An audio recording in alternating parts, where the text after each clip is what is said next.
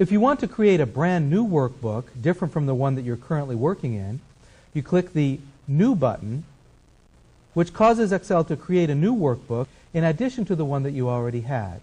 To get from one workbook back to the other, go to the Window menu and select which workbook you want. Typically, each workbook only has one window, unless you create another window for it. So, saving a workbook and opening a workbook is typically done by clicking the appropriate buttons on the toolbar, Open, or Save As, or Save or New. Let's look at the next question. How do I give a workbook that I've already saved a new name? The first time that you save a workbook that you've never saved before, Excel brings up a dialog box and asks you what name you want to give it. But once you've saved it with a name once, when you click the Save button, it just keeps saving to the same name. How do you change it to a new name? Well, one way to do it would be to close the workbook, go into Windows, open up My Computer, find the My Documents folder, and rename the file there. But there's also a way that you can do it directly from inside of Excel. There's not a toolbar button for changing the name, but if you go to the File menu, you can find a command that's called Save As. Save As brings up the same dialog box that you saw before and allows you to specify a new name. You could call it New Samples, for example, and click Save. And now you can see that up here, the new name appears in the title bar.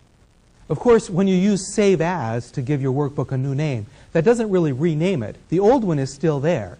And so if you want to get rid of the old name, you would need to go in and delete that old file. Otherwise, you end up with a copy, which sometimes is a useful thing to have. Let's look at the next question. Excel always puts my workbooks into this My Documents folder. What if I want to put them somewhere else? How do I change where Excel puts my workbooks?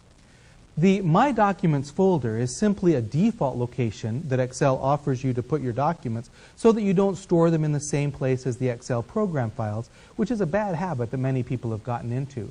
You can change that default, however. Let's go and see how. On the Tools menu, there is a command called Options.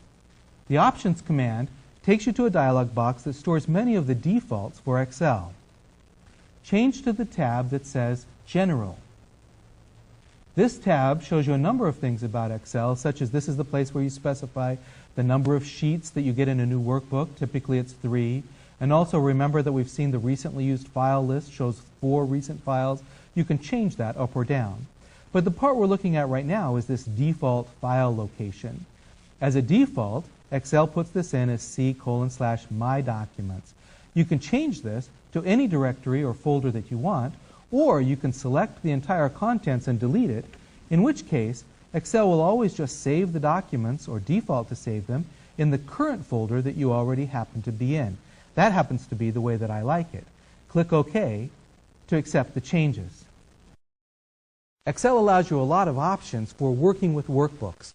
You can create new ones, save them with new names, open them. You can even control where Excel defaults to have you store your documents.